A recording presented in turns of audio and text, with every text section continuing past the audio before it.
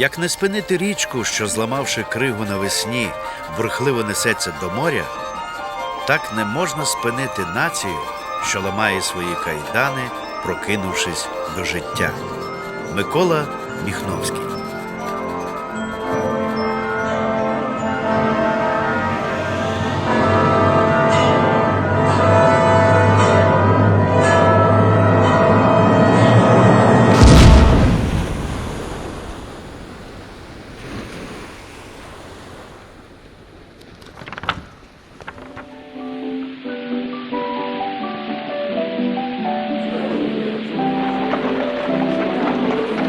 Початок ХХ століття був дивним часом. Епоха імперій, епоха винаходів. Здавалося, технічному прогресу немає межі. Телефони, трамваї, синематограф стали ознаками нового часу. Україна, розрізана між Російською та Австро-Угорською імперіями, існувала як під наркозом, приспана економічним підйомом останніх десятиріч. Невдалі повстання попереднього сторіччя разом із збільшенням добробуту послабили визвольний рух. Сини України, затягнуті в імперські мундири, начебто втратили національну свідомість.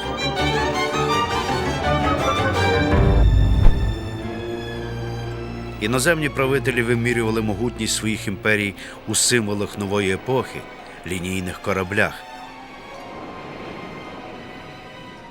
Величезні, довжиною до 200 метрів, озброєні десятком 12-дюймових гармат, обладнані останніми технічними розробками, вони були справжніми дітьми науково-технічного прогресу.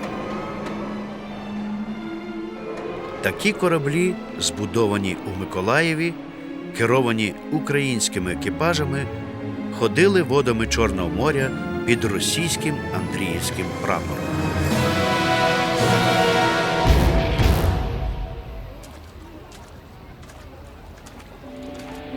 Проте невдовзі у пеклі Першої світової війни запалає мирне життя Європи. А великі гравці європейської політики почнуть змагання за чорноморські лінкори. Несподівану конкуренцію їм складе новий гравець.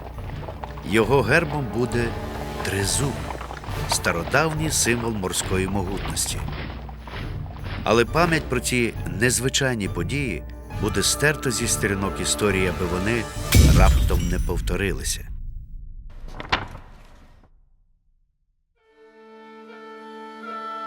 А почалося усе з театру. Звичайного аматорського театру, створеного ентузіастами у Севастополі. В ті часи в місті мешкало багато українців. Вони і створили просвітницький гурт «Кобзар».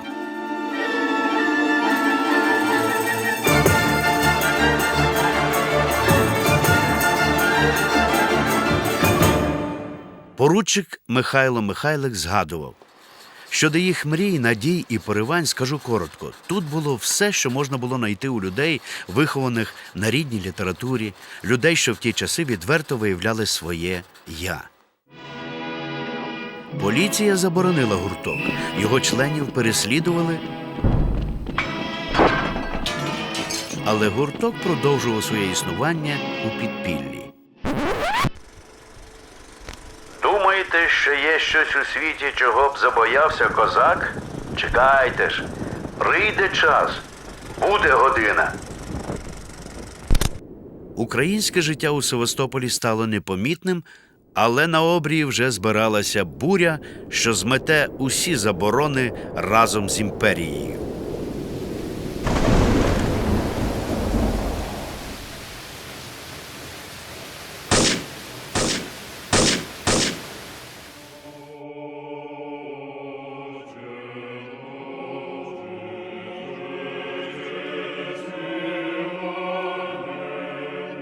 Російські генерали шукали перемоги у Першій світовій війні на полях Галичини та Східної Прусії. Але смертельний удар імперія отримала у Чорноморських протоках. Уклавши союз з німцями, турки перекрили протоки Босфор і Дарданели, зупинивши товарообіг між Росією та світом. Економічний зашморг спрацював. Царя не стало. Проте, хто б не опинився біля влади в Росії, починав сповідувати ідеї імперіалізму. Спочатку праві російські партії, згодом більшовики, а українці подарували їм неприємний сюрприз. Мічман Яким Христич згадував, гурт «Кобзар» діяв безперервно до березня 1917 року, коли вийшов із підпілля, тоді був перейменований на Севастопольську українську чорноморську громаду. Про перші збори Севастопольської громади члени гурту «Кобзар» оголосили за допомогою оголошень. Запрошувались усі бажаючі. Чіткої політичної програми чи мети члени гуртка не мали. Вони хотіли просто об'єднати зусилля матросів і солдатів-українців, що перебували у Севастополі. Яким Христич свідчить, Рада Севастопольської української громади мала дані про те, що в складі Чорноморського воєнного флоту українці-моряки, старшини різних рангів і контингент морської піхоти становлять переважаючу більшість – до 70%. Спираючись на ту безумовну чисельну перевагу, Рада громади ухвалила вимогу до Центрофлоту і до головнокомандуючого воєнним флотом адмірала Колчака про негайне проведення українізації усього Чорноморського воєнного флоту і портів Чорного моря.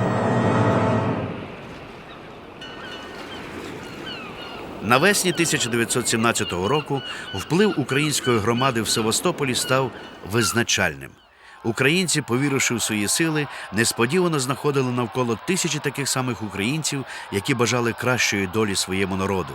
Вони більше не хотіли бути знаряддям чужих військових авантюр. Із спогадів Якима Христича. На перший день зелених свят, по старій традиції, Рада громади влаштувала величавий похід вулицями міста. Кілька селянських драбинчастих возів, наповнених сіном, повільно везли направду чумацькі крутороги ситі воли. Всі вози були рядно удекоровані квітами і зеленню. На тих возах сиділи і стояли молодиці і дівчата в народних костюмах, з вінками на головах і в різнобарвних стрічках. Між ними наші браві хлопці-моряки. На одному возі між дівчатами сиділа жінка старшого віку в мальовничому полтавському старовинному козацькому костюмі. Була ця полтавчанка пані Колчак, дружина командуючого.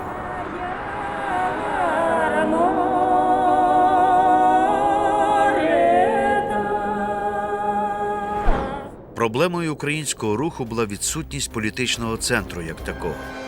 Центральна Рада, що засідала у столиці, була погано поінформована про події на півдні і, головне, не бачила сенсу в існуванні флоту. Була незрозуміла перспектива українського руху.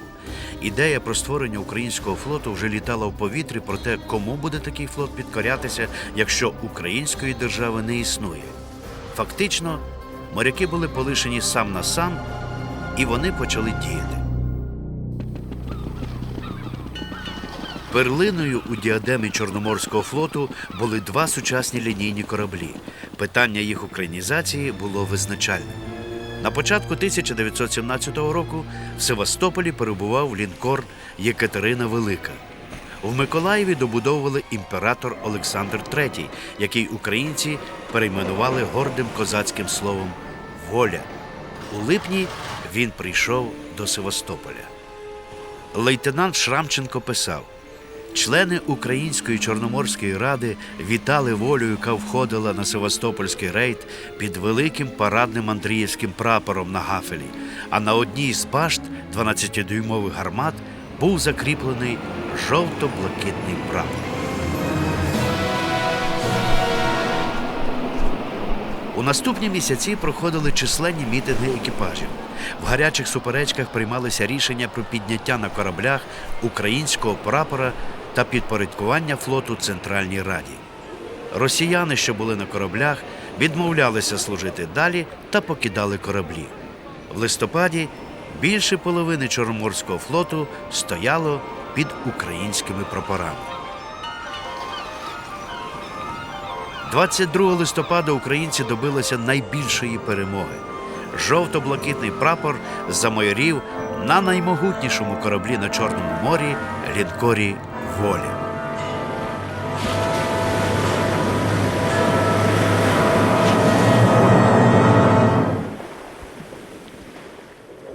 Українізований Севастополь зберігав дивний спокій посеред буревію розпаду Російської імперії.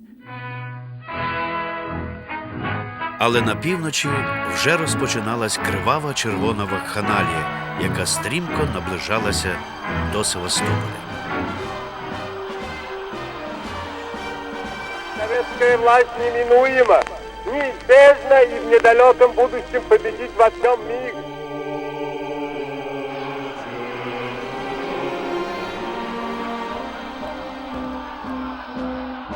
Спокій на Чорному морі не влаштовував більшовиків.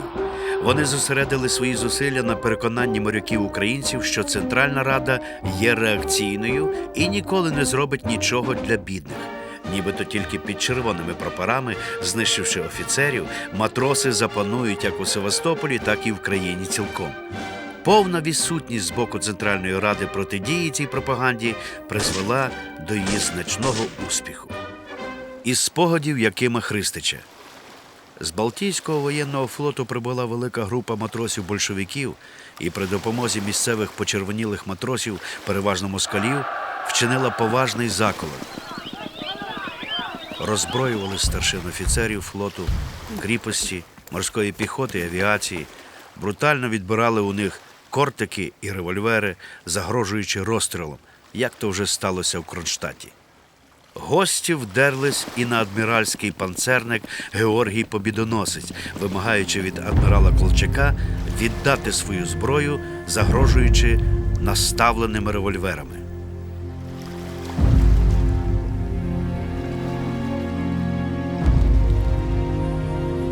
Обурений адмірал Колчак відбув до Петрограда. Нове керівництво флоту загравало з більшовиками, дозволяючи їм крок за кроком захоплювати владу у Севастополі.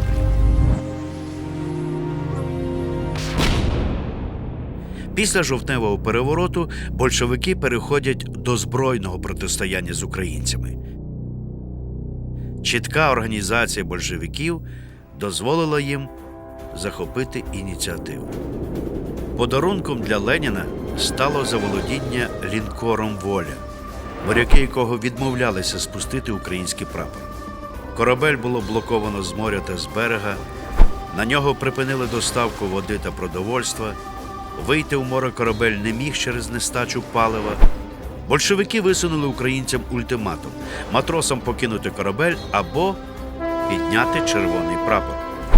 Близько 7 сотень матросів покинуло корабель, а 5 сотень погодились перейти у стан большевиків. –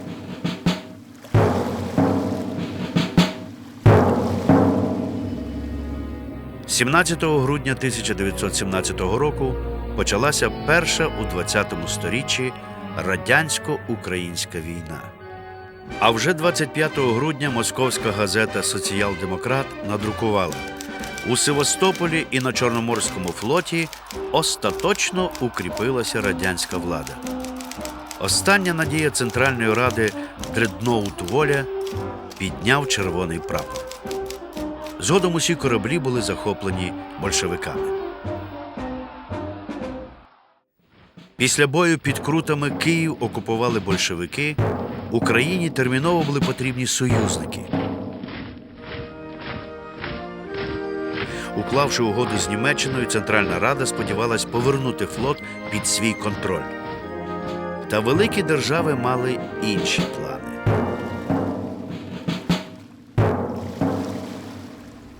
Німеччина мріяла захопити і використати Чорноморський флот у своїх операціях проти англійців.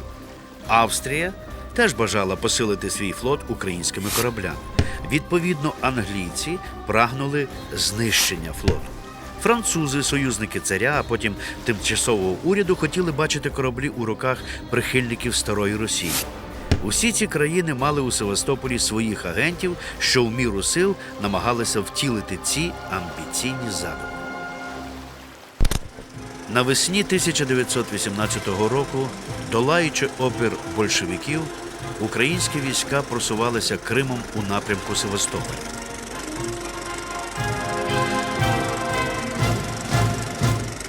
Червоні лідери у Севастополі панікували. Вони випустили з тюрем морських офіцерів та повернули їм до рук командування флотом.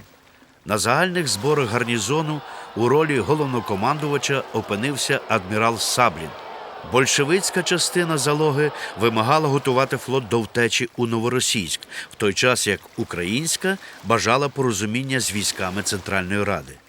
Німці зупинили просування українських військ за кілька кілометрів від Севастополя. Проте під тиском українських екіпажів адмірал Саблін вирішує стати на бік Центральної Ради. Лейтенант Шрамченко писав: 29 квітня 1918 року був чудовий день. Севастопольський рейд вилискував як люстро.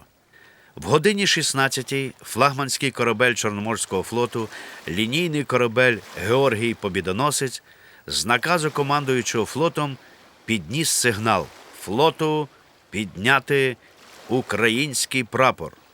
На більшості кораблів почулася команда «Стати до борту!». На цю команду по-старому, як це було в бойовому Чорноморському флоті, ще не розбещеному революцією, стали моряки вздовж борту лицем до середини корабля. «На прапор і гюйс струнко! Український прапор піднести!» Під сурми і свит під старшин моряків злетіли угору матроські кашкети. Піднеслися над цілим флотом синьо-жовті прапори і залопотіли в повітрі.